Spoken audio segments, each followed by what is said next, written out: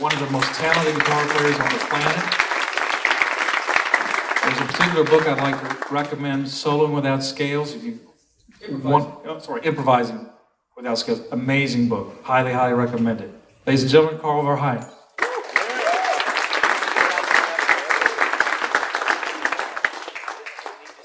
All right. Together here.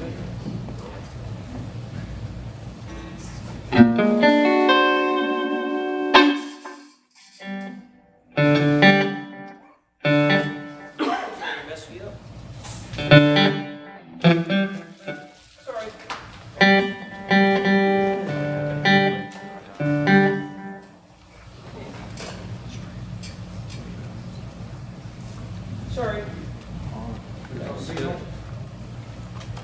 Maybe you see this.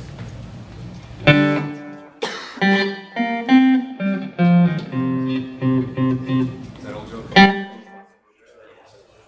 Yeah. Oh, never mind. I know, I see it. Pilot error.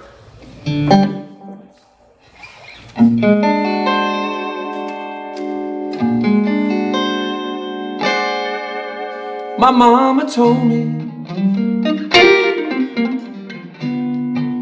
before she passed away, son, when I'm gone, don't forget to pray, 'cause there'll be hard times, yeah. Who knows better than I? I soon found out just what she meant when I had to pawn my clothes just to pay my rent. Now talk about hard times, yeah. Who knows better than I?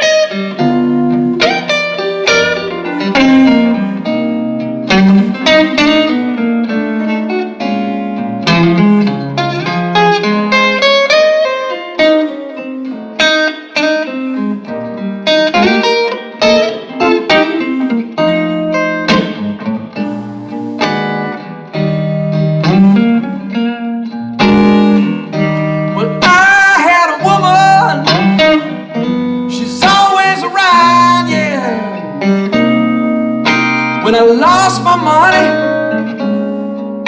you know she put me down, talking about hard time. Hard time. Who knows better than I? Now one of these days, and it won't be long now, there'll be no more hard times now, 'cause I'll be dead and gone. Now talk about hard times. Hard times. Who knows better than I? Who knows better than I?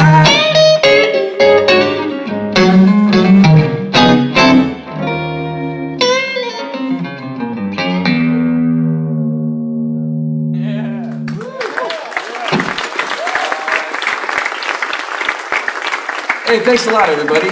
Good to be here in Atlanta. I woke up at 5 a.m., had a double cappuccino, start my day. Raced down to LAX, got on the flight, and came here, and well, feels good, because it's only really 4:30 in the afternoon for me, so I'm wide awake.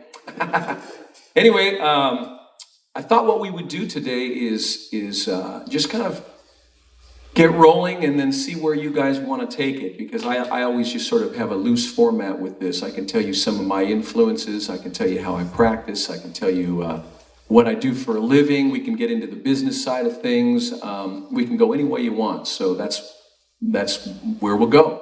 So, but let me tell you what I like to do just as a way to practice, as a way to start practicing. First of all, I'm a practicer. I love to have the time to practice, and I love to spend that time.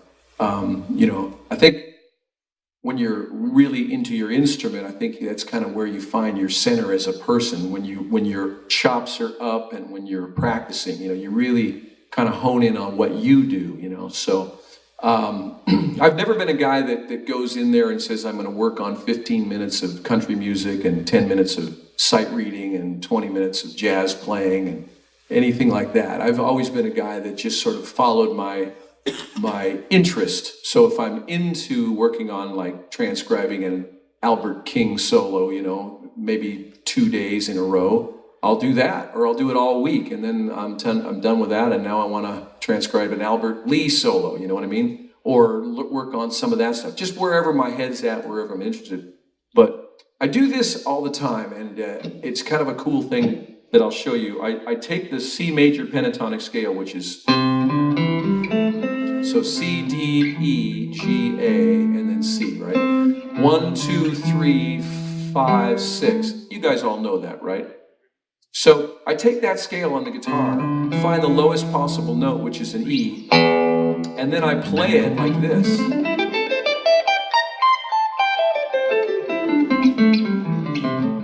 From one end of the guitar to the other, lowest possible note to the highest. Then I do F.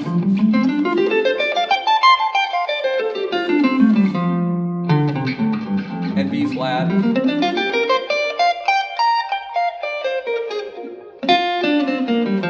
And I try to do it without looking. Here's E flat. Right? Go all around all 12 keys. And then maybe A flat.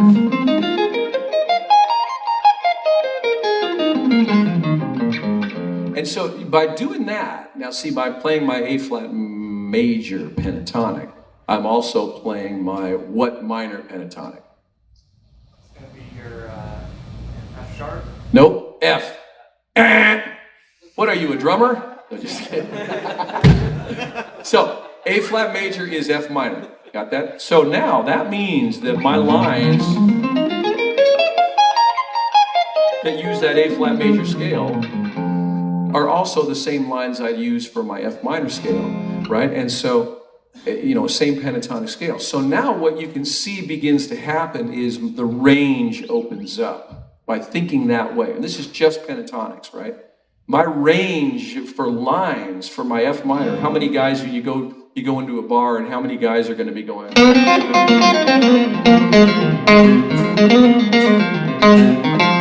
Right, for F minor. Well, I can go.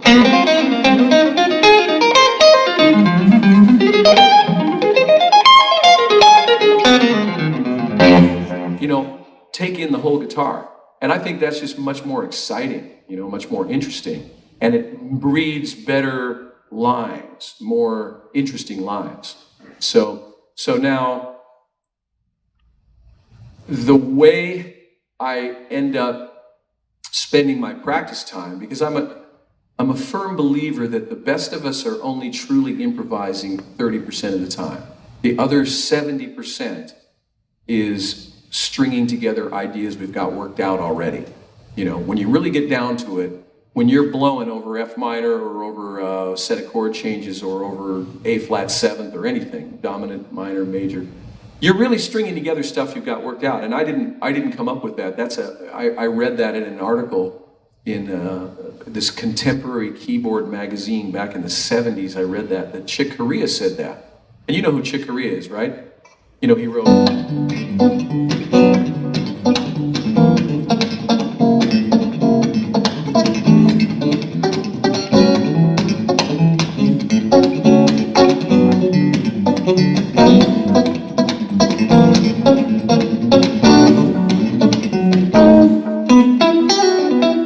Spain. That's Chick. So I listened to that progression when I was a kid. I heard Chick Corea playing over that, all these amazing lines. He takes all kinds of choruses, and I went, damn, 70% of that he's got worked out? This is astounding. That means I need to put some deposits. I need to put some money in the bank, you know what I mean, so that I can draw on it. So at that point, I began to write everything down. And I got these little wire-bound music page notebooks, and I actually I spend my practice time, like as much as possible, writing lines for myself. So what that means is that instead of just following my scales around, you know, following up and down scales, I'm putting together ideas, you know, like, hey, well, the band's up here. Let's do this. I'll show you 3 ways I do it, okay? If we can just take, remember, like a 6/8 groove in C minor, like.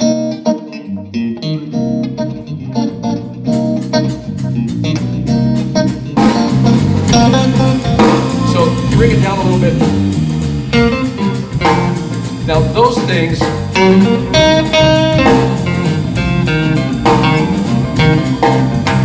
are no big deal. I wouldn't write them, you know.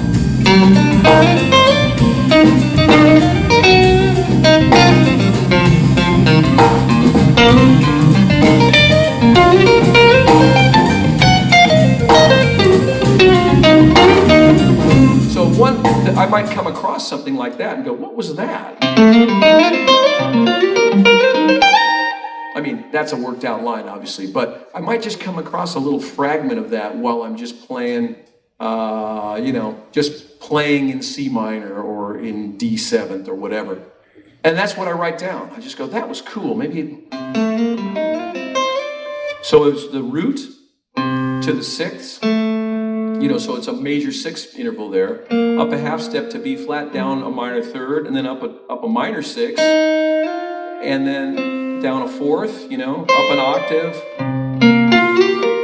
So in other words, I'm putting lines together and writing them down because I want to have cool stuff for C minor. You can train. This is what I call a monkey in a spacesuit lick.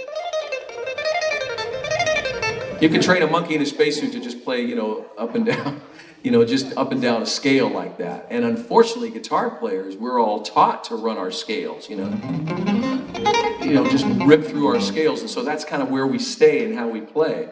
So my idea is to break out of that. Use intervals. Intervals are what are melodic. So my practice, I might just start playing a little bit, and then I'll come across just one little line. Let me think, like. I might write in the key of F minor, I might just come up with this, right?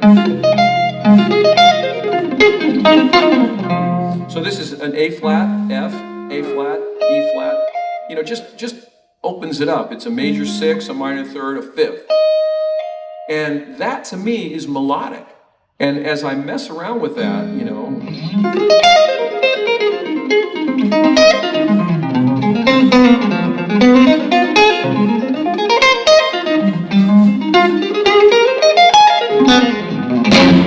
I end up with cool lines, you know, I try to integrate it into the rest of the stuff I do. Maybe go up to the 9th, or maybe go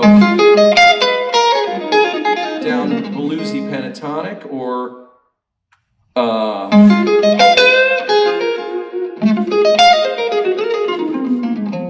you know, you follow me? In other words, I integrate it into the rest of my stuff I always do, you know.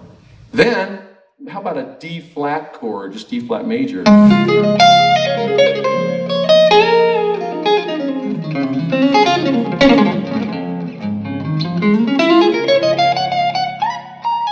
But same line works for D flat. And how about a B flat 7? I like this guy. Thanks, Randy. If I change one note, you know, I have a B flat 7 chord. So I'll write down all those things. And the way I do it, I write them in my lick book.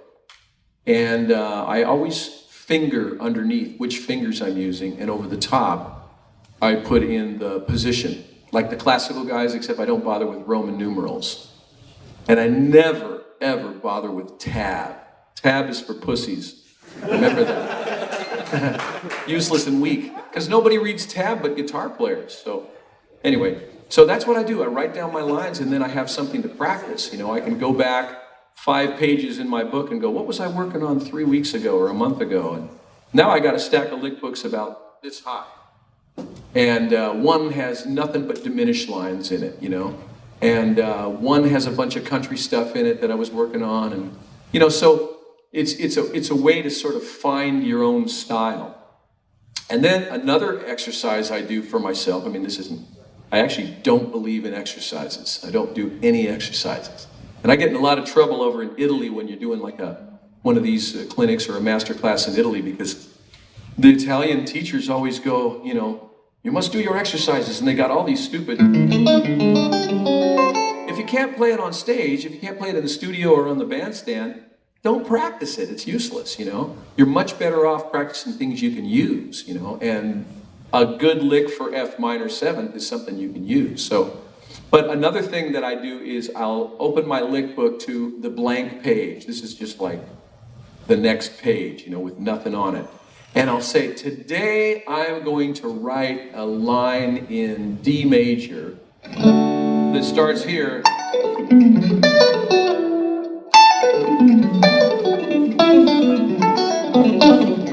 And ends here. Or today I'm going to write a line in F minor 7th, yeah, F sharp minor 7th, that goes from here to here. In other words, today I'm going to come up with a cool F sharp minor 7th lick that takes in the whole guitar. And I might start off like,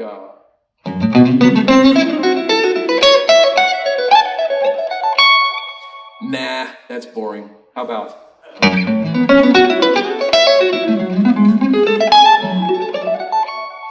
Yeah, I do that too much. How about using an open A string? That's cool. In other words, just keep working at it until you find something that's cool, that you dig, you know, and that's what you want to practice. You practice that stuff, you know, because that's you. That's the stuff you relate to and you vibe to. So anyway, I've just kind of given you a little bit of an outline of what I like to do when I'm practicing at home. So, and anybody have any questions? Because we can move forward from there, or anything you guys want to talk about. I just wanted to throw that out to you because it's a good way for me to warm up. I literally don't warm up ever, but it's fun to just kind of do this little mental warm up. And I'll show you a couple other things too while we're at it. You guys are learning the scales, right? Or you have them down. To get into this school, you got to know your major scales, right? I'm not a student here. No wonder you don't know what F minor, the relative major. No, just kidding. No, am I right about that? You need to know your major scales. So if you think about it, you can play C major here, right? And you can play it here, and here, and here, and here. Right? Well, what I think is also really important is to take the lowest note in C, just like we were doing with the pentatonics, and play it like this. And I don't have a pattern. I'm just finding my way. And that's the same with those pentatonics. No pattern. Here's the key of F. Just finding the most economical way. Right? Here's B flat. Oops.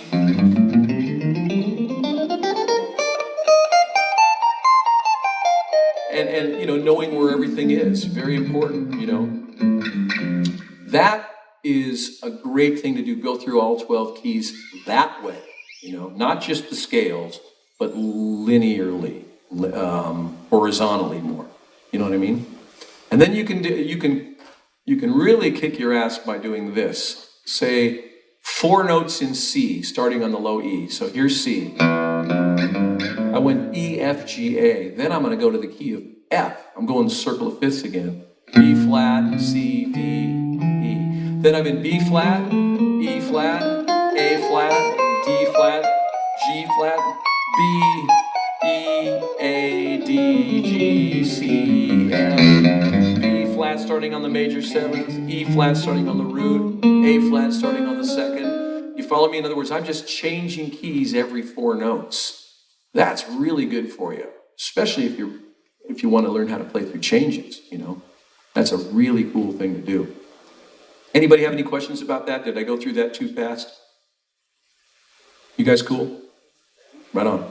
Then I'll do it with 3 notes, which is actually easier. C, F, B flat, E flat, A flat, D flat, G flat, B, E, A, D, G, C, F, B flat, E flat, A flat, E flat, G flat, B, like that.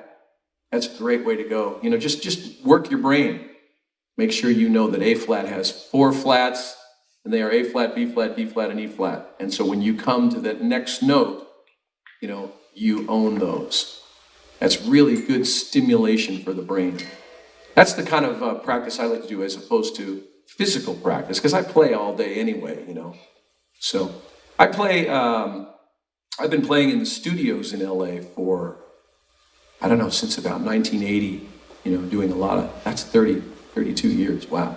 I don't do it as much anymore because I have my own band and we like to tour and get out there. And the minute you leave the studio scene and they need to get substitutes for you, then those guys kind of take over what you used to do. But that's fine with me. I've done plenty of studio work for a lifetime. This period where I was doing about 7 to 10 sessions a week, you know, and that's just 9 to 5 every day, just cranking. So it's good. It's fun. It's not so artistic, you know, when you have your own band and you're playing your own music, the artistic level is here, right? Because this is the way I want music to sound. When you're playing as a sideman, you're the well-listened craftsman. It's a whole nother kind of gig. Your job is to put that person's musical vision on tape or on digital files, whatever you're doing. So that's a whole nother gig, but it's definitely rewarding as well.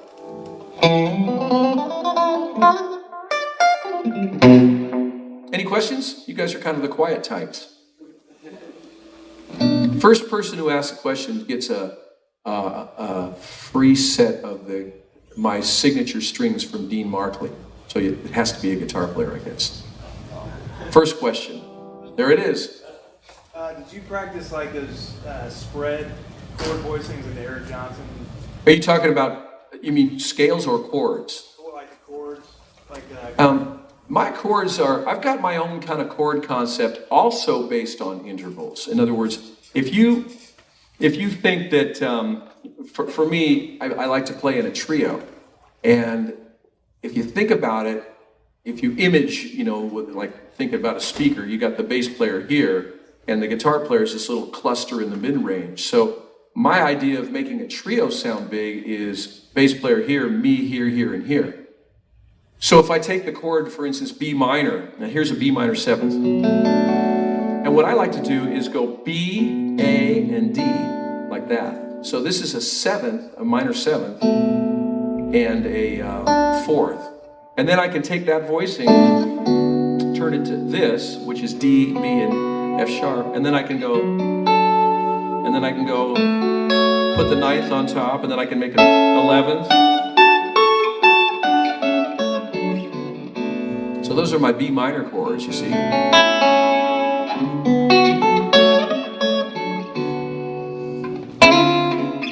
And then I decided, you know, these are what I call modern voicings. And then I figured out that, and I got this from Hendrix, that those modal chords that he used to do.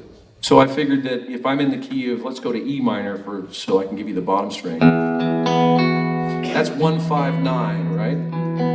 Well, those 3/5, I play them like this, can be moved down a whole step or up a whole step, up a minor 3rd, a whole step.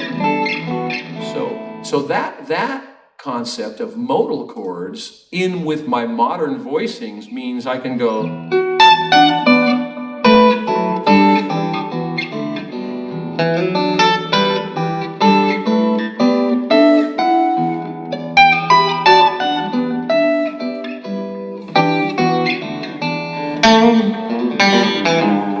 And get a lot more. I remember playing on this record date for this saxophone player named Richard Elliott, and the thing my chart had 32 bars of E minor, and it was 8th notes. So he was hoping for, you know, he was expecting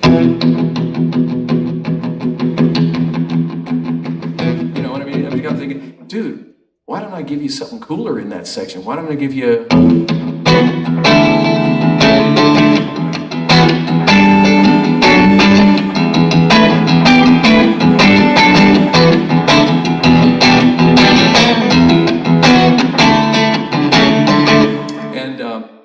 I got the record about a month later, you know, after it had been mixed and mastered, and he had taken a horn section and scored that.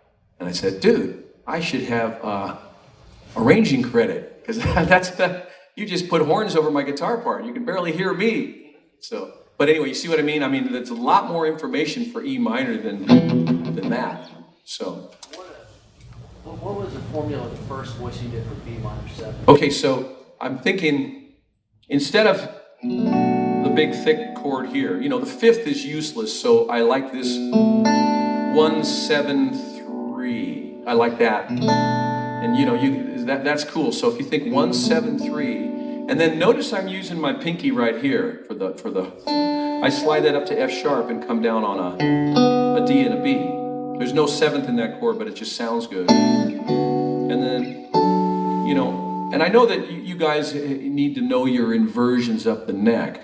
And these are sort of that, except I'm thinking like throw out the ones that don't sound musical, you know, keep the ones that are really musical. And they're based on intervals. This is a minor sixth and a fifth. This is a major sixth and a fifth. This is a seventh and a fourth. And then I kind of find good sounding ones up here too. And the same principle can be applied to the majors, and there is actually more of a principle too. Here's B, 1, 5, 3. Now, you know, the triad would be 1, 3, 5. So you take that, throw it out, put it up the octave, and then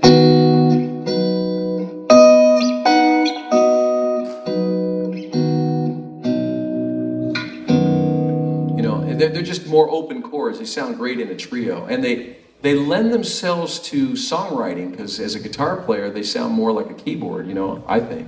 So I'll show you something else. Like if I take these voicings, I can play D to A like this.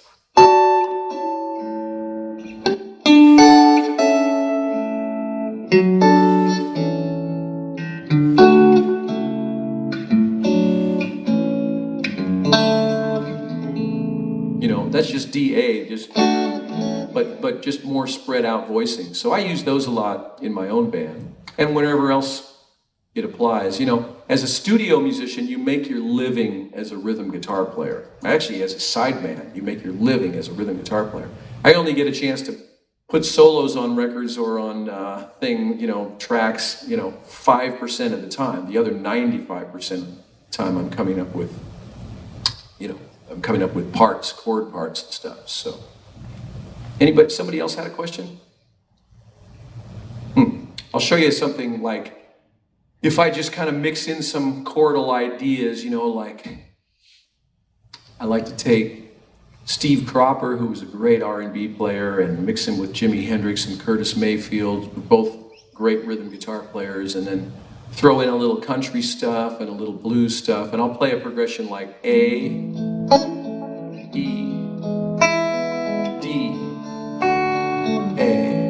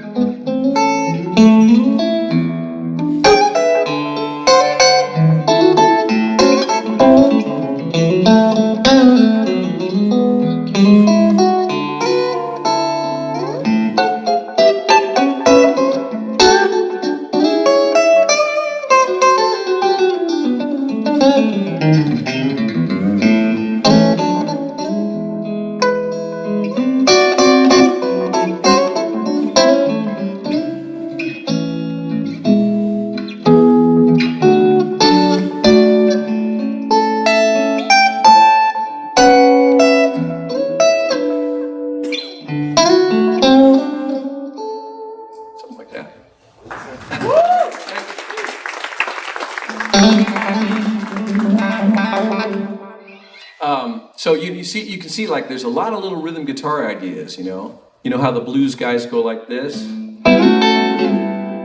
You know, the country guys go like a pedal steel, or they take that bottom chord and go. And if that works, you know, if I can get that working, this works. You know, they're taking those triads and working like that. So, any more questions? I like this guy so far. Like in a trio setting, like you're hitting that low note to mark the chord changes, and are you like hear the low E or the low A and kind of like fill some space, and you'll play some different voices on the high strings. But with a bass player, I don't really bother too much with the low stuff. You know, I try to make it take advantage of him having the low end and me getting up more just maybe a few intervals above that. You know. So there's a lot of ways to think about it. Sometimes you want to harmonize under your vocal or the singer's vocal, like a minor third under it. You know, that's always a nice way to work, to think rhythm guitar. So anyway, cool. Did you have a question right there, right behind him? Or you oh, there you are. I had a follow-up, guy. Did you practice using those chords in like single line stuff? Like, you know, using those like modal chords, like with your single line playing? I don't quite understand. You mean, in other words, the chords are built on intervals, as are the lines for me. Okay. That's what I like to think of. I like to think of intervals as being what makes it melodic. You know. Now, obviously, you can get really insane. You know, big giant intervals that are more outrageous than melodic, but sometimes that's good too. You know, some lines are more crazy than others. I started off playing, you know, when I was 11, I got my first guitar and my first lesson on the same day, which was cool. And then it was an acoustic, and then I worked my way up to an electric by the next birthday maybe, and then, you know, I started playing rock and roll, and I really, really got heavily into the rock and roll that was of the day, which was like Hendrix and Cream and all that stuff, and Led Zeppelin, and I felt like I was like, you know, I knew it all. I felt like, okay, I can play Crossroads note for note, and I can play all this Hendrix stuff and everything, and I thought it was pretty cool. And then I remember playing in this bar, playing acoustic guitar and singing in this place one time, and this guy came in and said, "Man, I like the way you play," and I was like 19. And he goes, you wanna come over tomorrow to my house and jam? And I said, sure. So I went over to this guy's house. He was older than me. Like I think he taught at the local high school or local college. And he opens up some music, which of course I had never seen before. I never read music before, you know, until that time. And the first chord was F major 7th, which was fun. You know, I knew that chord, no problem. And then the next chord was a D minor 7 flat 5. So I just went, well, geez, let's see. D minor 7th is this. 1, 2, 3, 4, 5. That's the 5th. Is this it? And the guy goes, yeah, but you should finger it like this. Of course, this is a richer voicing. You could use the open string. This one puts the flat 5 on top. Sometimes you want it in the bass. If you like a 7th on top, this is good. You can do that. You know, this is probably my favorite D minor 7 flat 5, although this is the most common one. A lot of guys use this one. This is a handy one. This is an F minor 6, but it's basically the same chord. And my brain just went, what? You mean, I think I'm pretty cool by now. 19 years old. I've been playing for 8 years or whatever. And these are like, you know, 25 voicings of a chord I've never even heard of until 2 minutes ago, you know. You know, it's like looking over this plateau at this huge amount of knowledge that I had no clue about. And it's kind of started me down that long, dark highway of jazz, which I like really literally put the blinders on and got really into, you know. And I learned to play, you know, like Wes, you know. And I learned Pat Martino licks. You know, tried to play like Pat Martino, and I tried to play like, I met Pat Metheny back then, and I started to, like, took a lesson from him and tried to learn some of his stuff, and Joe Pass, I remember taking a lesson from him, and Kenny Burrell, and all these guys, George Benson, and I really, really got into playing jazz, and I probably learned 150 standards just learned them cold. I thought I was going to be the next, the Wayne Shorter of guitar. I just wanted to have my sound, and this is going to be me and everything, and played hollow body guitars,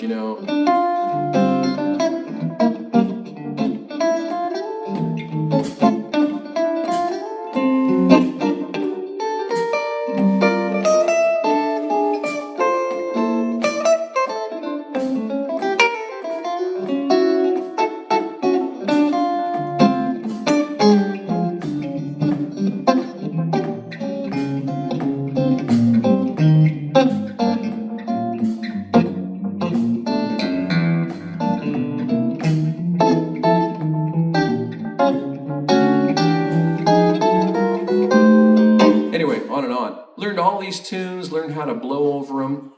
I had this five-point plan to learn songs. I'd learn the melody cold, then I'd learn a mini chord solo that I could play with a keyboard player, then I'd learn a big chord solo that could be played like when your dad said, play me something, son. You could go, okay, Dad, here's blah, and you just play it.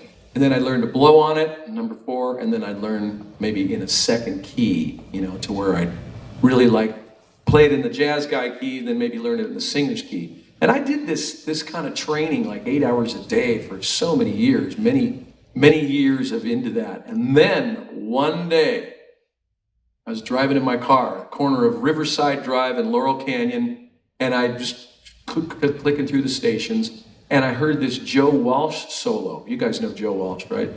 I heard this Joe Walsh solo on the radio, and it was like, I had to pull over. It was so powerful. It's in a kind of non-famous Eagles tune called "Those Shoes." It goes like.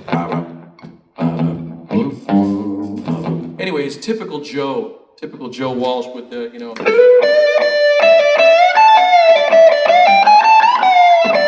typical Joe licks. It just blew me away. It was so powerful. And I just went, man, the state of the art of rock guitar has come so far since I left off, 6 years ago or whatever. I mean, I was still checking stuff out, but nothing blew me away like that.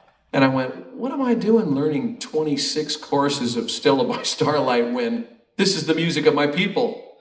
And actually, the clouds parted and a beam of light shone down upon me and said, you must learn everything you dig. Everything. And I went, at the time, I was living with this classical player. And I'd walk by his room, and he'd be in there going,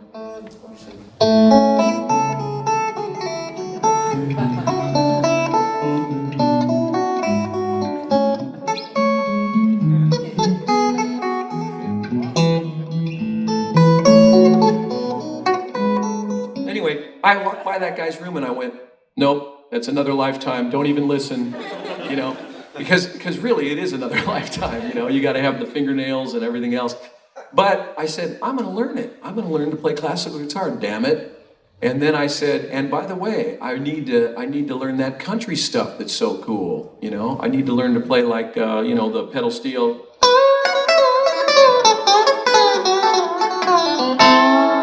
Get all that stuff down. I need to learn bluegrass. I need to learn heavy metal and shred. Shred wasn't quite around yet, but I need to re-get myself into bending notes and vibrato and tone and everything else. And it changed my life, really, that one thing. I just said, you know what? Why am I paying all this attention to one kind of music when I really dig everything else too? And right about that time, I got married. And I'll never forget, my wife thinks, and I'm still married to the same fabulous babe after 31 years. Nice. In my business, that's a real feat. Anyway, so I was in there, we marry and we move in. She thinks she's married this artist with maximum integrity and this jazz guy and, purist and all this stuff. And she's getting ready to go to her gig in the morning. She was working at this art museum place. And anyway, she hears me in the practice room going,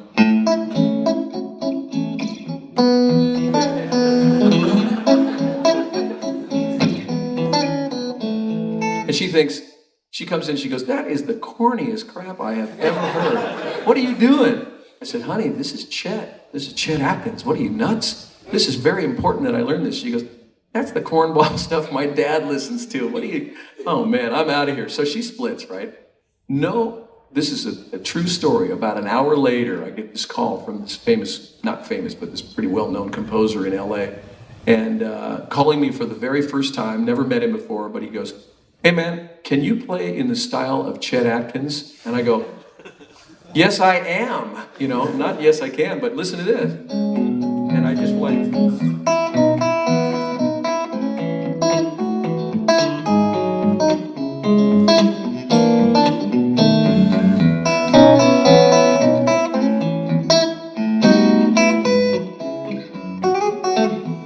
anyway, I played, 4 bars over the phone, and he goes, I need somebody to come down to the studio tomorrow morning and record the Albertsons Supermarket theme, solo acoustic in the style of Chet Atkins for a jingle. So I said, I can do it. So I go down there, and he's got it written out in the key of C, and that goes like, it's Joe Albertson's Supermarket. Do you have Albertsons here? No. We have it in California. Maybe it's just no, I think they have it in the East and everything. I'll tell you why in a second. Anyway, so I figure, okay, Chet, well, let's see. Can I transpose it to the key of E? And he goes, yeah. So I put it here.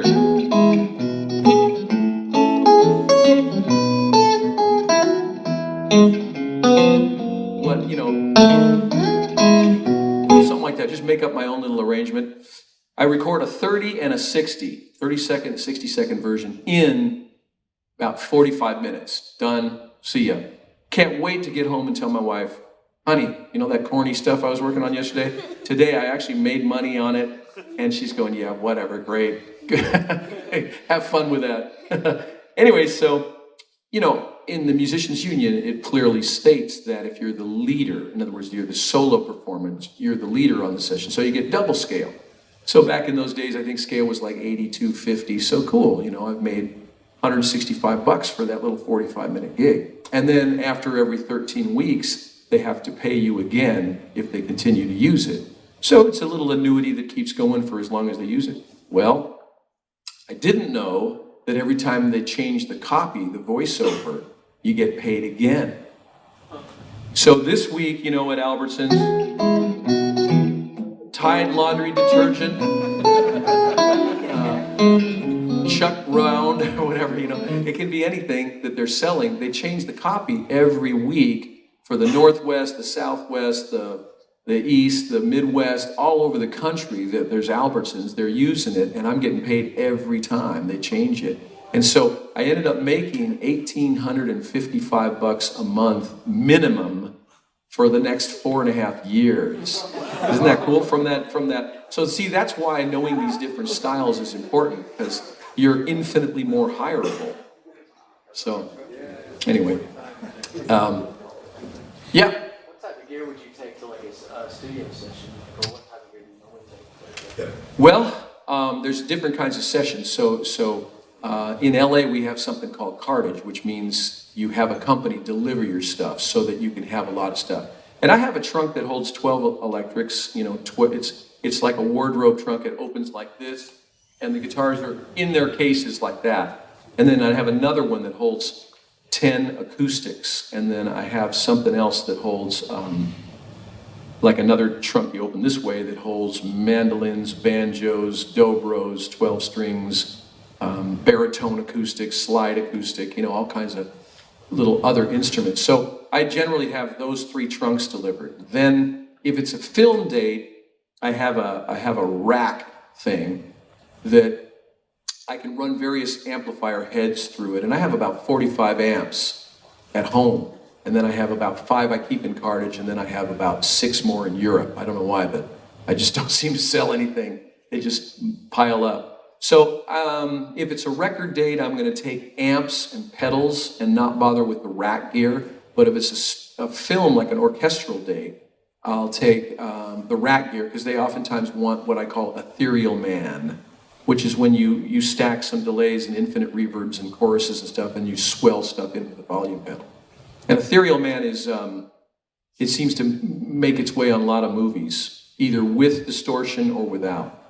So But I've been on sessions, like I did this album for the Bee Gees once, and they said, we don't want any of that LA rack gear. This was like 90s, you know, and the whole rack era had passed. So I said, okay. So I delivered just electrics they wanted. I delivered 2 trunks of electric guitars. And because the guy said, I only want power chords.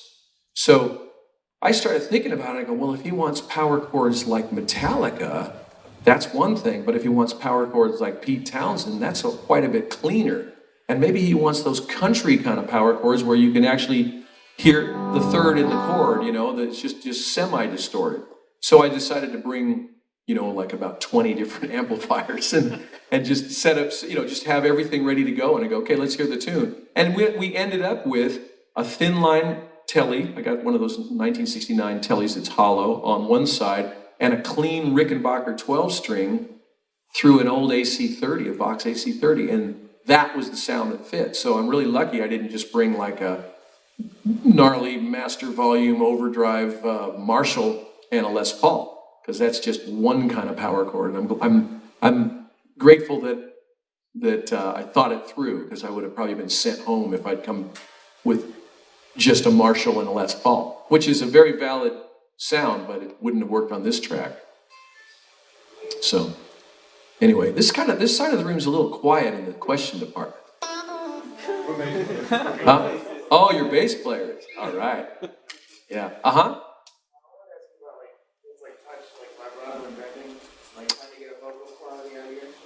Yeah, that's a really good question. And I believe that all 4 fingers should be able to bend a whole step and a half step. There's a lot of cool bends you can do. It's like,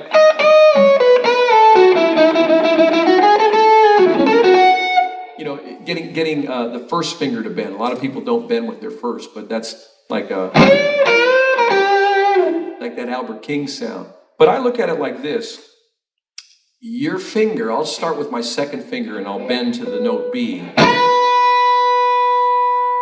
Now that's a straight whole step, bam, positive bend right to the note, right? I mean, it's not going, it's not, or just, I mean, right to it, you know, with no vibrato. Now, I also believe that I should be able to bend to a note with no vibrato and then add it later, like this.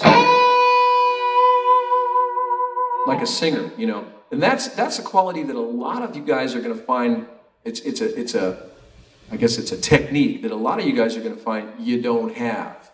Because a lot of people just have this sort of one speed their hand works, but to be able to just add vibrato later like a singer does, or you know, like Frank Sinatra, scoop up to it and then add it. That's a really cool thing. The third technique, the third method would be hitting that note, but the vibrato feels like it's already in motion, like this. In other words, I'm still nailing the pitch, but the vibrato's going, you know, and there's a lot of famous players. One guy comes to mind. The drummer in my band worked with Santana for 10 years, and he said Santana never practices. So the first 4 or 5 days of the tour are you know, he's kind of remembering what he does, you know. But you hear players that are heavy players, and they'll go, oh yeah, I better vibrato, you know, and that's not cool. You got to have the grease going from the moment you hit the note, you know, as opposed to, you know, remembering it, you know, unless you're doing that deliberate technique, you know. And then the fourth and fifth and sixth possible techniques are speeds, you know, super fast vibrato, big, wide, heavy metal vibrato where you know, and super fast like B.B. King, you know. And the other thing is I believe it should relate to tempo. If I've got this groove going, maybe the G7, just sit down and...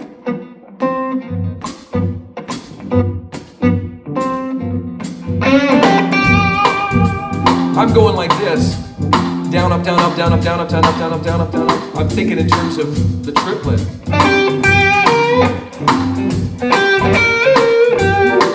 Four chord.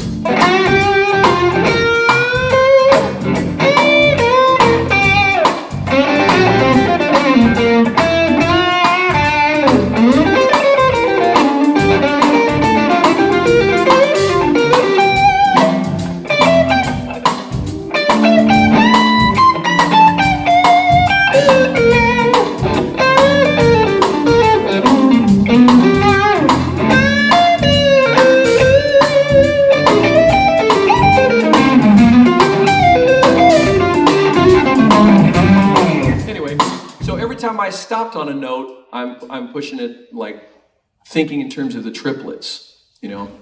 So I think that's important. The other thing I do about bending is I transcribe a lot of slide players.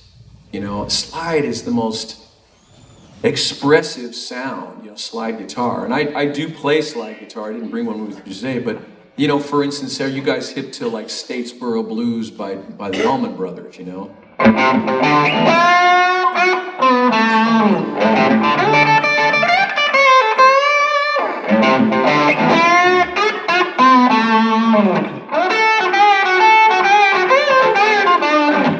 You know, those slide licks, I try to get them under my hand without a slide. It's a good thing to do. So I'll show you one of the guys that I really learned from. I think Eric Clapton in the Cream era was one of the most brilliant vibrato guys. It just was so powerful. And I highly recommend learning the second solo of the tune Crossroads every year. Like, make January the year you try to get that phrasing exactly like Clapton, because it's a real feat. Strats, it's hard to do on Strats, you know.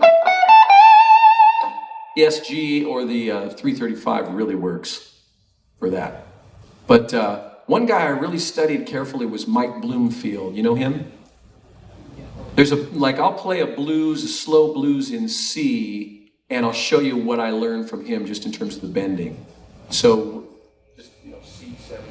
1, 2, 3.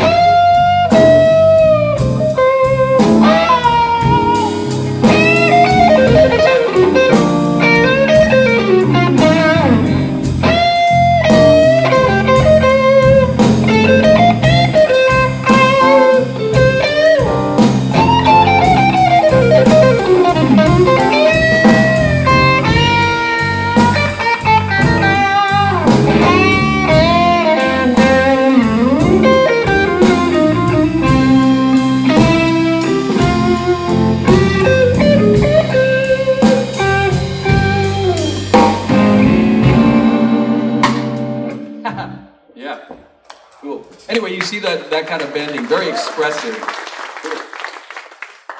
And like I said, all 4 fingers. So here's my second finger. Sorry, I'll make it C. First finger, third, fourth, you know.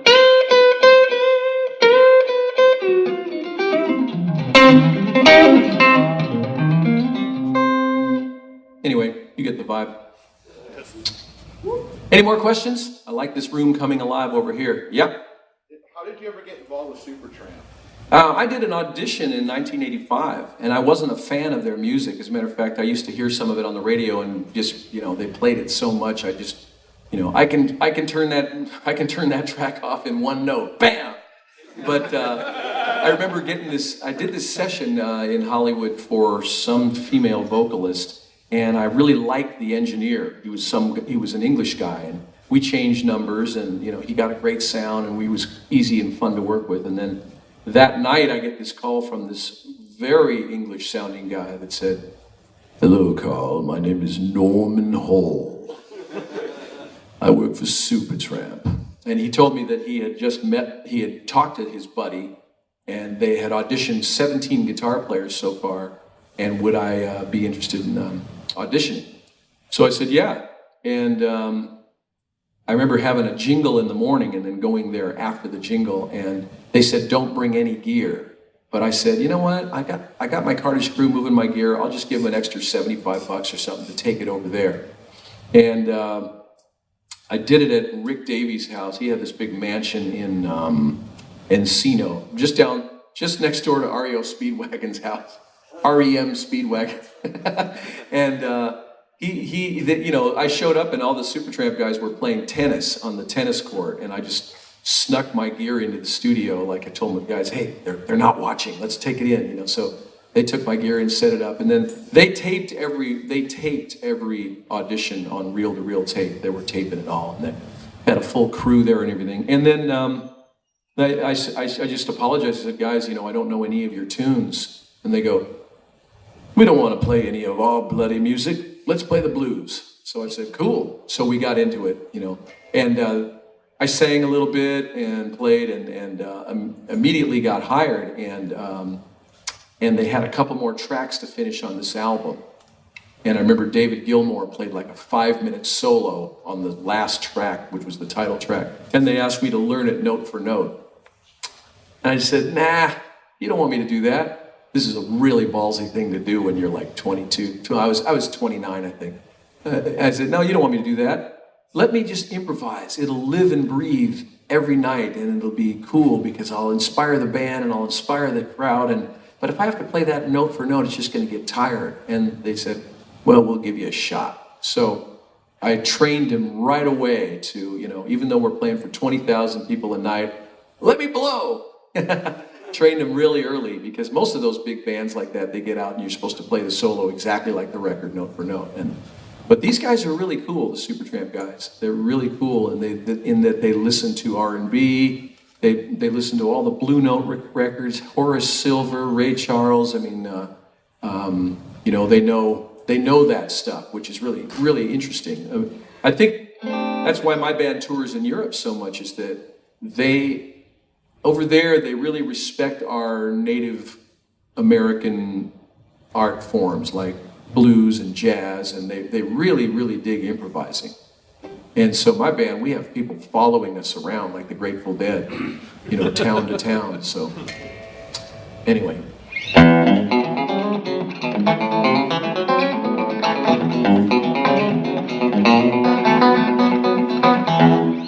Any more questions? Yeah. Visiting here, we have students that are a student of your former student. And Oh, yeah? they're 11 years old, and I wanted to know, what's your inspiration for the younger group that's getting started?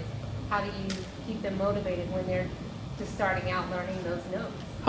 Now, remember that learning those notes is not the most fun thing to do. The most fun thing to do is to learn songs and play, but really to get beyond just being a guy who can accompany yourself singing, right?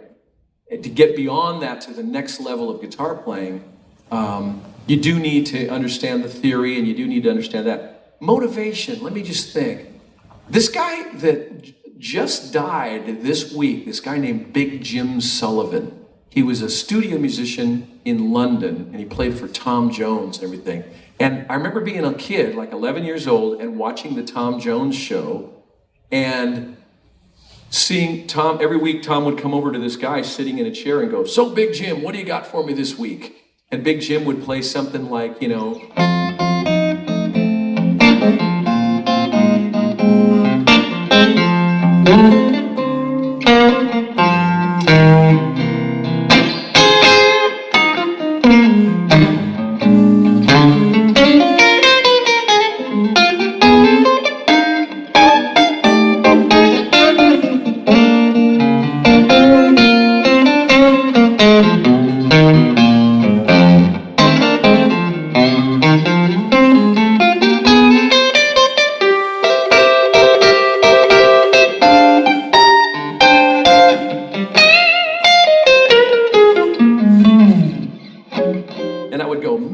I got to learn that. So I'd stay up all night going, what did he do,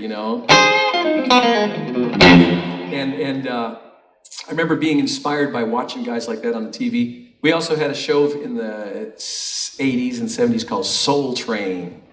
And I'd see these guys with the 335, you know, and they're dancing and they're playing.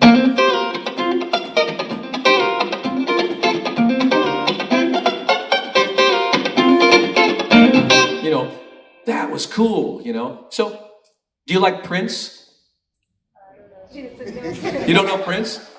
Prince is a funky little dude. That Prince, he's a funky little dude. Check out Prince, some of his records. He's a really great rhythm guitar player. You know, really cool rhythm guitar playing. She knows Taylor Swift. Ah, Taylor Swift, yeah. Taylor Swift, okay.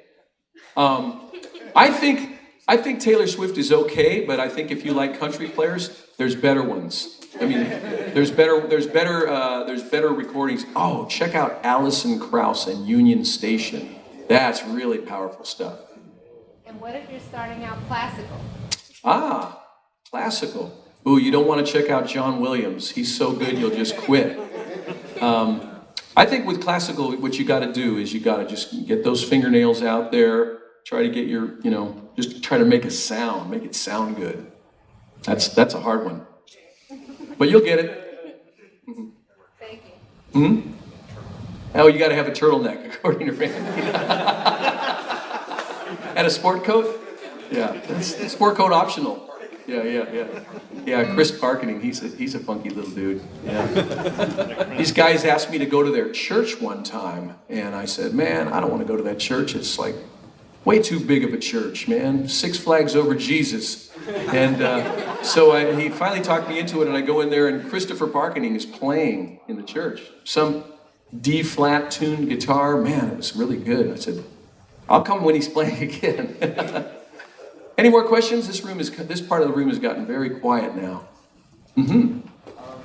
Just curious how you handled going from being primarily a studio musician, maybe playing other people's songs, to working with your own trio, and how you focused your creativity in the trio.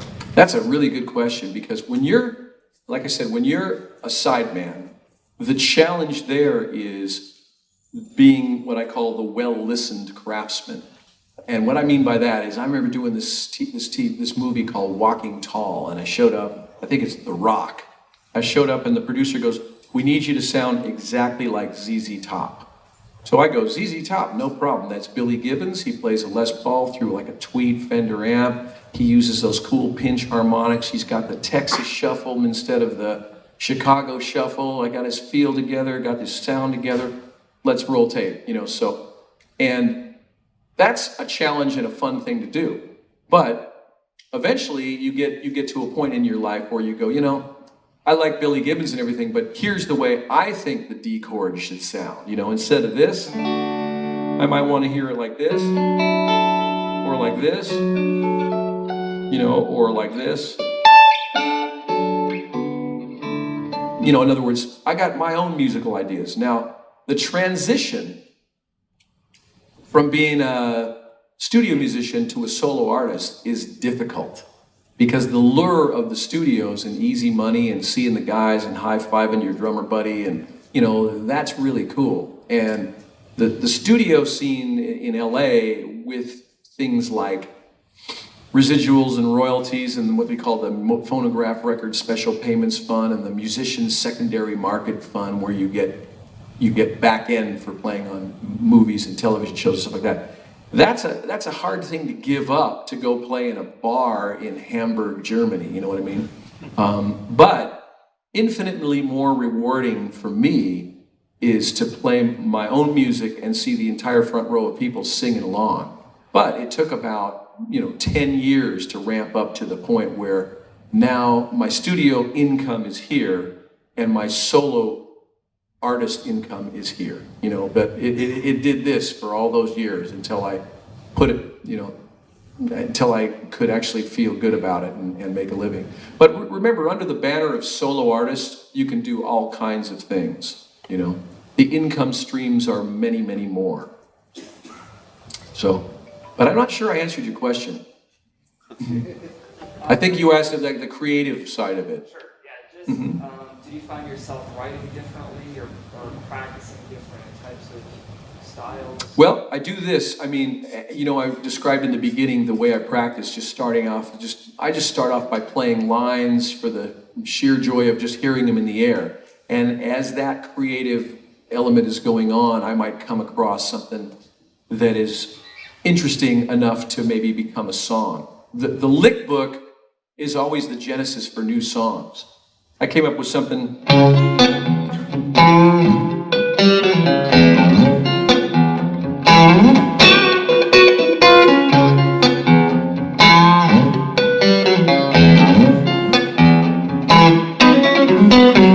I wandered around despite the wanted fair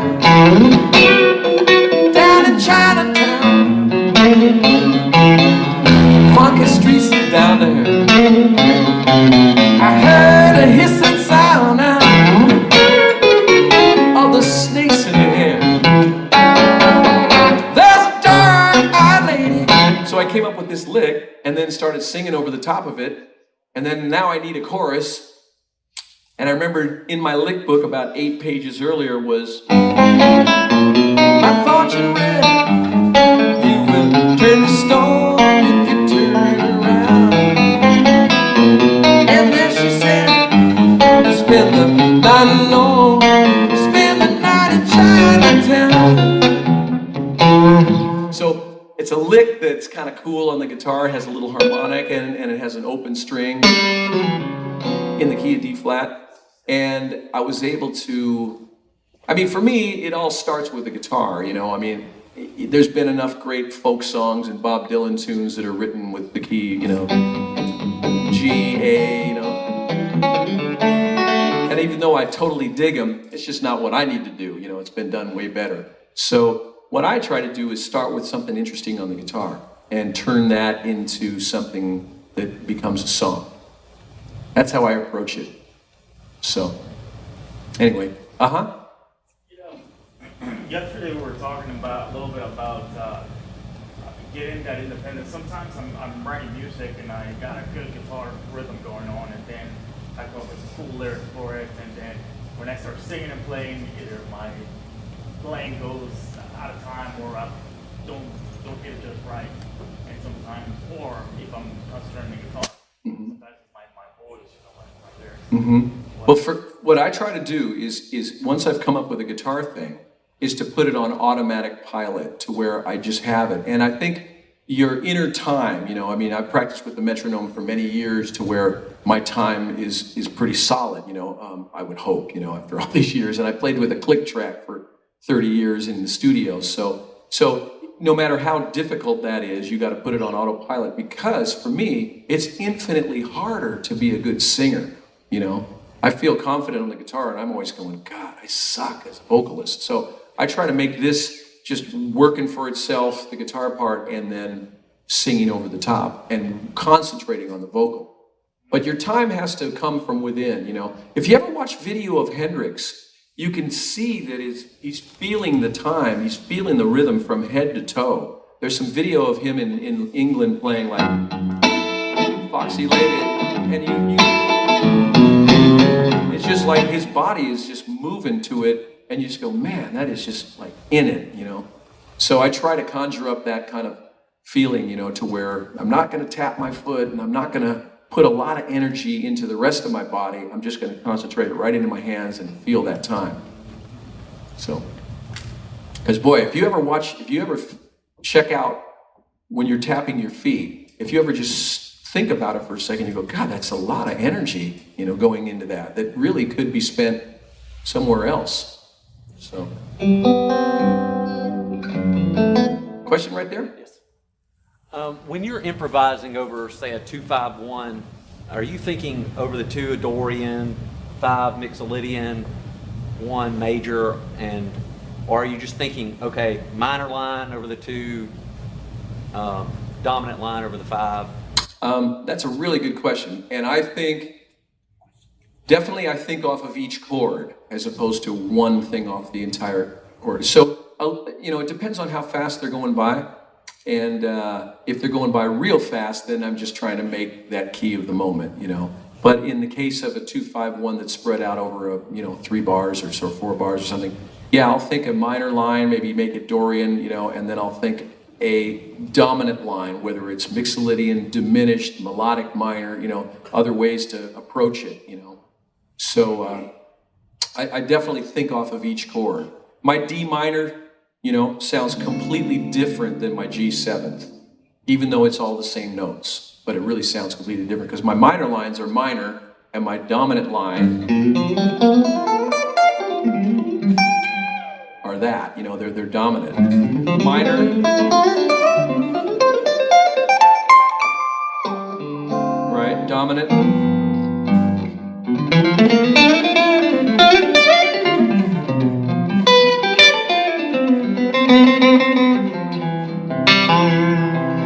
Major, Anyway, but that's a good question.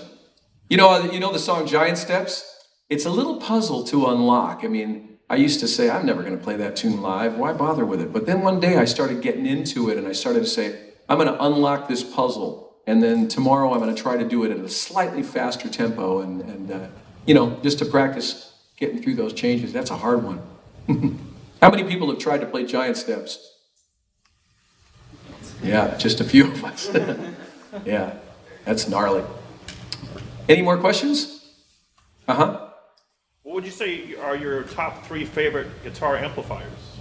Oh man, I'm a big fan of the 60s era Plexi Marshalls, and I have 3 of those that I just love.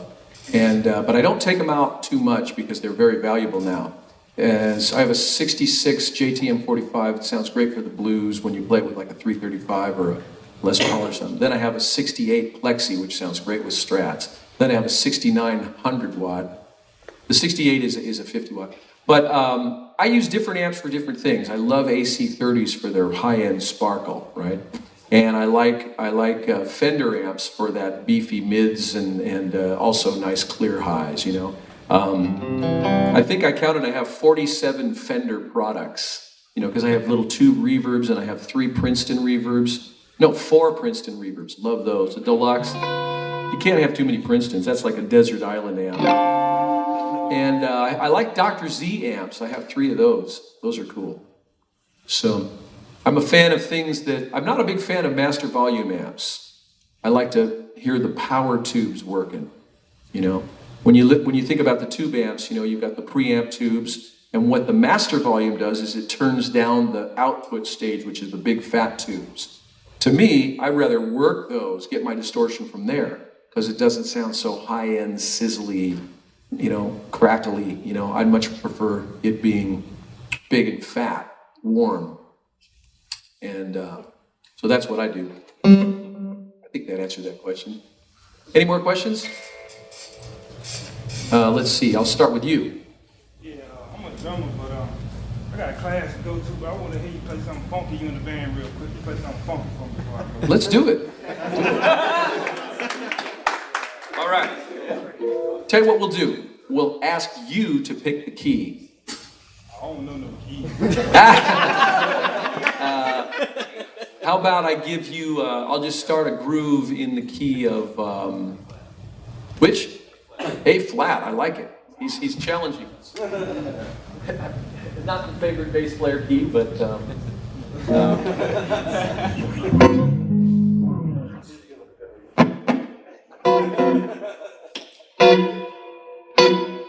about I go?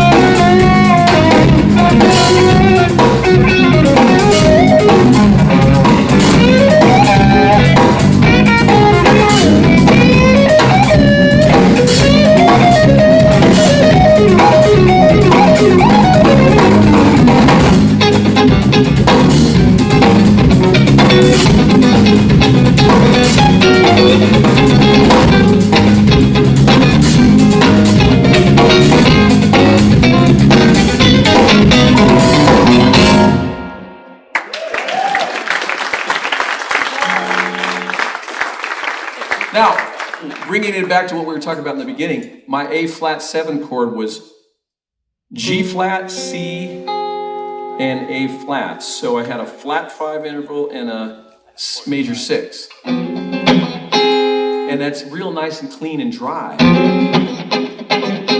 Some of you guys have class? Man, look at the time. Maybe we should play some songs so you guys, oh, we can keep going, right? Nice. I'm not going to class. I'm hanging, yeah. All right, cool. But we'd love to hear a song. A song, all right. Let me see, what should we hear? Would you like to hear a country song? Why don't we play something like that? 6 days upon the road and I'm gonna see my baby tonight. Nice. He's got blast sticks. 1, 2, 3. Well,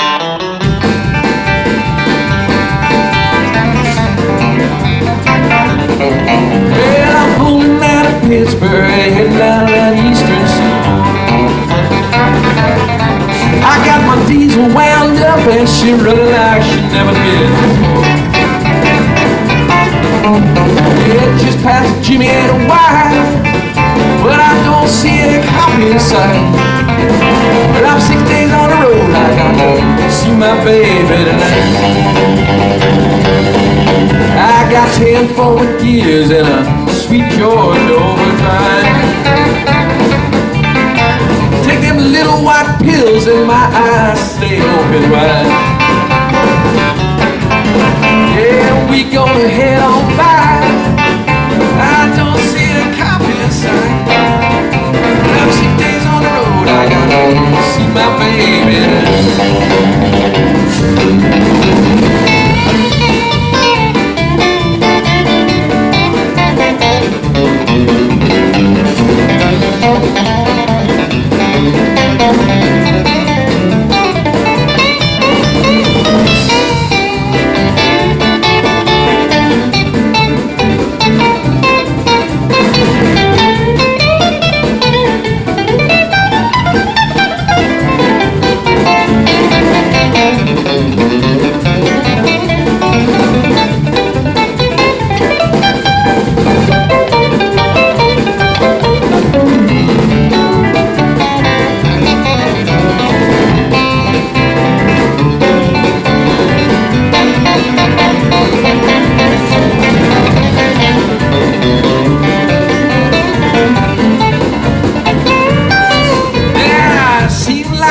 Since I kissed my baby bye-bye.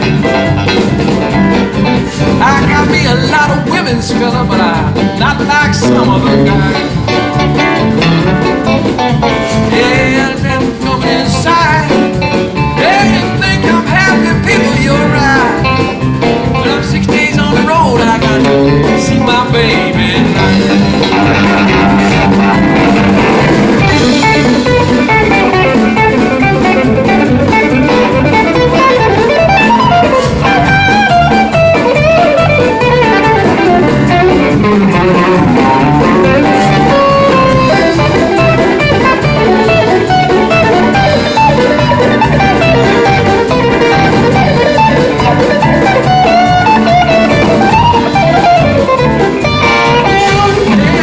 CC's been checking on down the line. I got a lot of women fellas, but I'm not like some other guys. Got my air horns running clear. You ought to see the way I shift my gear.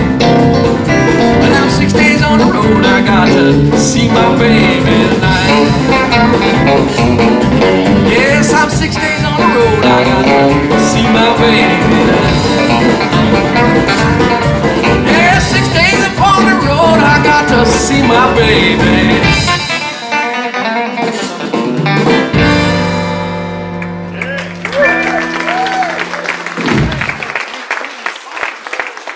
These guys know every song ever written. Yeah. Now see, that technique, I use what you call hybrid picking. So I use a pick and fingers. And I broke this fingernail in London the other night, like literally a week ago. And so we showed up at the sound check, did the sound check, and I got a broken fingernail. And I go, guys, unless I get a fingernail, there's at least 5 songs that we can't do in the set. And so I asked the lady, like backstage, I said, is there a nail salon around here? And she goes, well, yes, dear, but it's 7 o'clock at night. They've all gone home. I said, great. She said, but she'll check. So she goes out the front door of the place. It's called the Unicorn Theater in Camden. Walks down about 5 doors.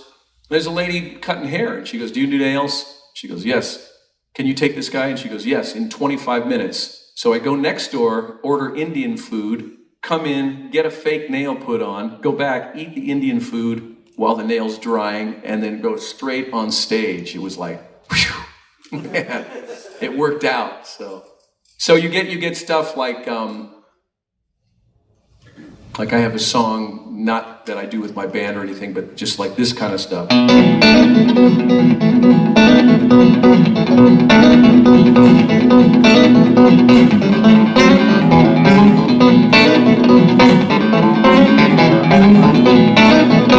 Standing on the front porch, giving little kisses. Boys, I'm surprised when I see the little sister lights out. Lights out. I'm so glad the lights went out. Sister knew all about what to do when the lights went out. Yeah.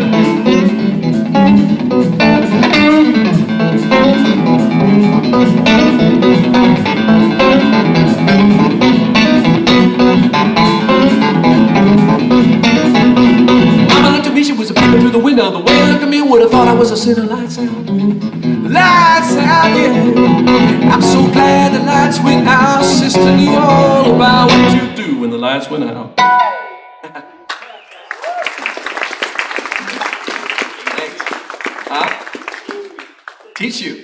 It's easy. B. You can take, you can take an A chord, slide up to the tritone, and just do it fast. That's all you got to do. Any more questions? Or you guys want to hear another? Wait, you guys. Metal. I brought the wrong guitar for my metal work. You know, this guitar with this. But I definitely have a few albums out where I'm shredding away. You know, my first 2 albums, and then I got a little bored with it. But I'm into it.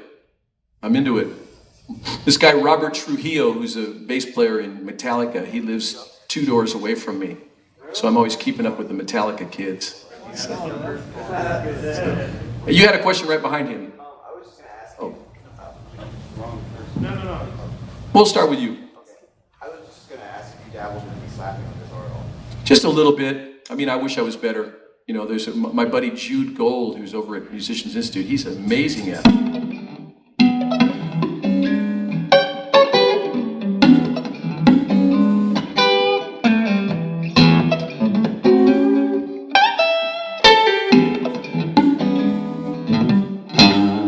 Anyway, not very good at it. I like it though, it's a cool technique. Thanks. Anyway, and you had one back there? Well, I was gonna, yeah. Oh. Do you like touring in Europe or the States or? The driving distances are shorter, and you know, when I tour from like the West Coast, for instance, I can go Seattle to Portland to Eugene, and then there's a giant hole between there and San Francisco, you know, so you end up having like an 8-hour driving day, whereas in Europe you can generally get around, you know, 4 or 5 hours to each place, which is, and I got to admit, the audiences are great there, but we're starting to make some inroads in the States, my little band. So you started in Europe before the States? No, I mean, I started in the States and did some stuff, but it was like about 97. From then on, I started going to Europe and Japan and everywhere else. Just kind of, you know, you're gotta be prepared to lose money the first time or two, you know, lose your butt. Pay the guys really well so they want to come back, and only make CDs and T-shirt money, you know. That's a big part of it, so. Anyway, yeah. Do you have a Spinal Tap moment? Oh, I got millions. Yeah. I remember standing on the Ego ramp with Supertramp in Detroit, and they had this thing at the front of their stage. It's a 60 by 40 stage, And there's a big ramp out there. You can go out there and play your solos. And one time I'm just blazing away like this, not looking at it. And all of a sudden I got no sound, and it's because somebody's thrown a wet t-shirt and it wrapped around my strings. And I go, oh my God, you know, in front of like 20,000 people. So, but I'm sure I've got a lot more of those. One time my own band was playing in Germany, in the East, in Dresden or somewhere, East Germany. And I'd had some funky salad bar earlier, and I literally had to hurl while on stage. Man, I mean, so I just go, drum solo, run over there, hurl. And then about 2 minutes later, I'm in the middle of a little guitar intro, and the bass player had to do it. So we definitely ate something funky. Anyway, many Spinal Tap moments, that's for sure. So, You said that you learned a bunch of dance standards. Right now, we're going through changes.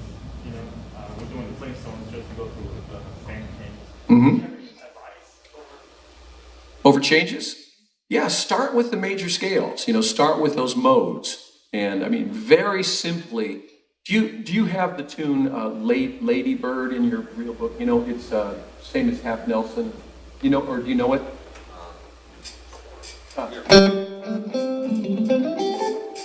Randy and I will demonstrate what I'm talking about.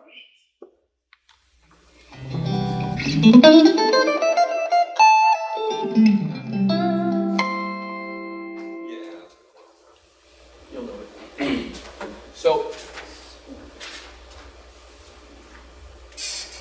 So the changes are 2 bars of C major, and then a bar of F minor and a bar of B flat 7, then 2 bars of C major.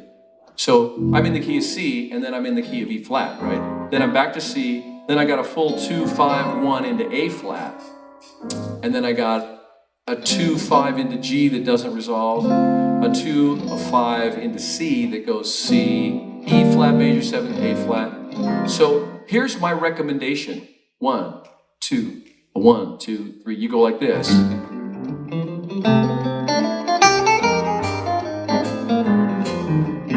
C.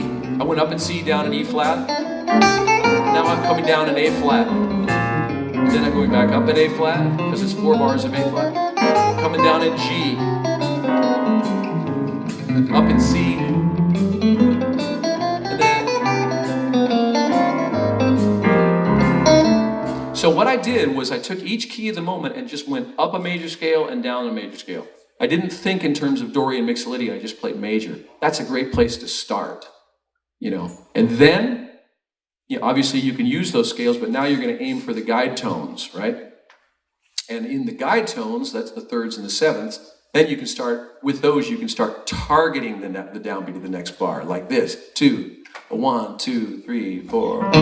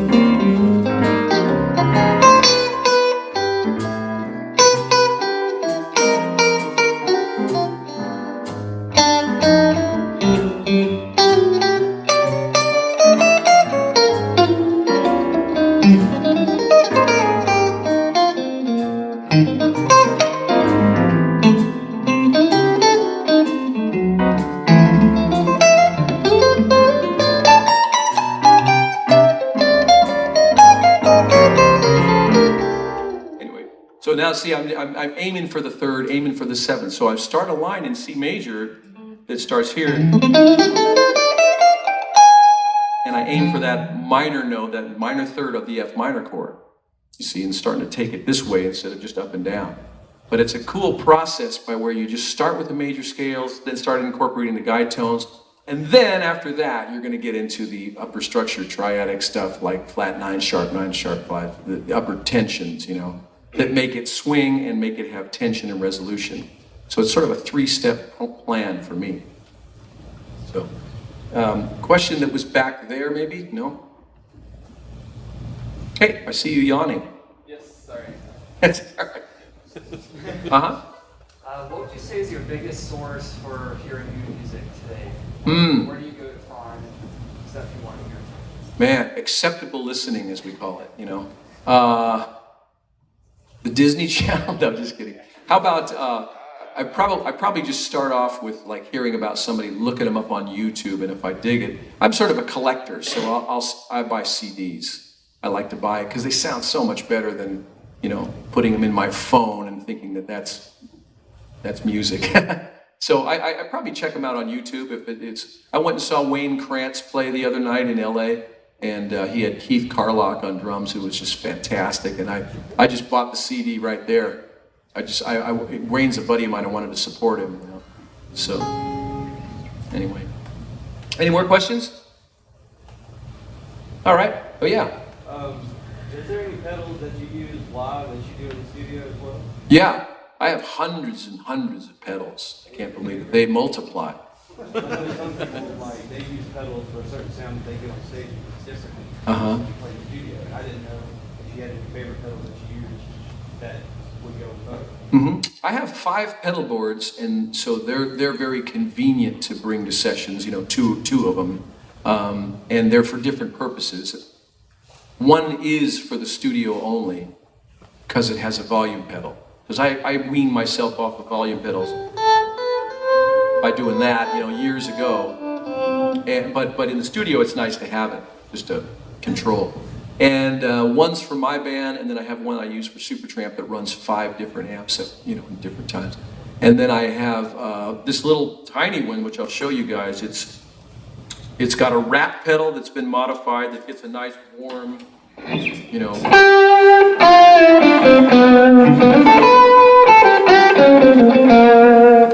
Sorry, it's a little loud. And then it has a carbon copy delay for a few repeats. And then it's got this reverb made by T-Rex, which the reverb has chorus on the reverb, so I can go.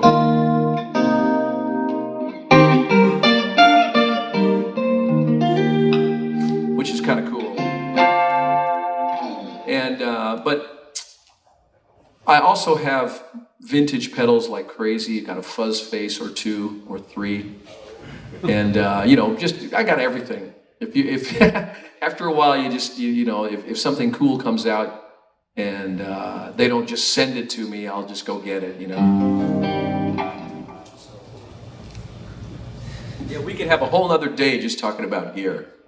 So, anyway, let's see. We've played country. We've played. How about some blues? All right. Do you guys remember that tune, the one in F? Yeah. All right. I'll play one whole chorus out in front.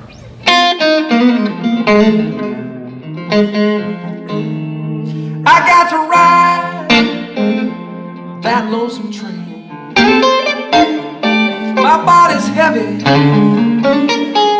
and filled with pain. Yeah, but someday, baby, after a while, you'll be sorry.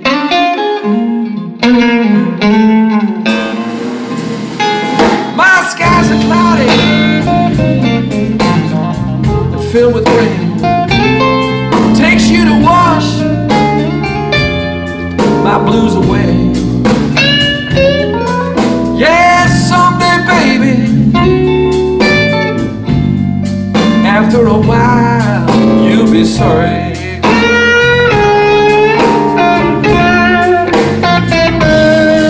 Trouble's trouble all the time. Trouble's trouble way down the line. But I don't need no sympathy. So darling, don't you give it to me. I may be blue all the time,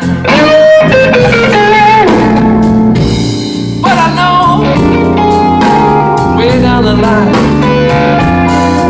yeah, someday, baby, after a while, you'll be sorry.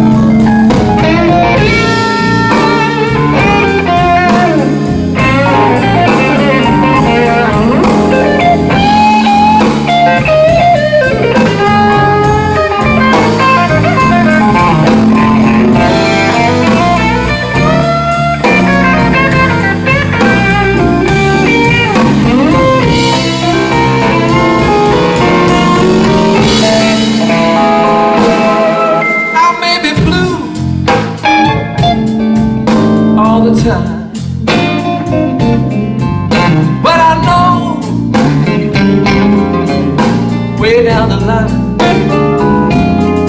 Yeah, someday, baby, after a while, you'll be sorry.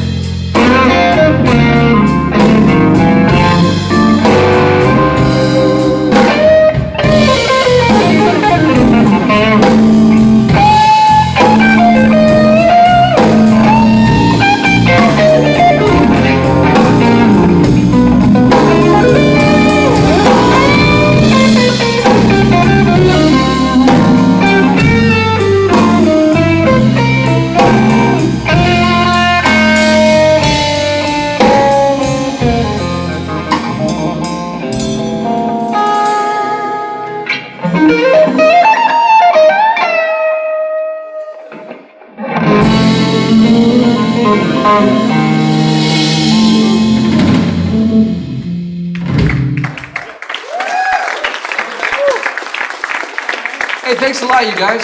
Sure appreciate it. I did bring a few CDs, as you have to do. I only have 2 of the very book that Knight was mentioning called Improvising Without Scales. And I've got some DVDs too that aren't really instructional, but they're a good look at the Carl Verheyen Band in action with Wilfredo Reyes on drums and Dave Murata on bass. Good stuff. So I'll whip those out if anybody wants any of that stuff, and appreciate it. Thanks for coming. Thank these guys too. Anthony, Craig, and Randy. What a treat.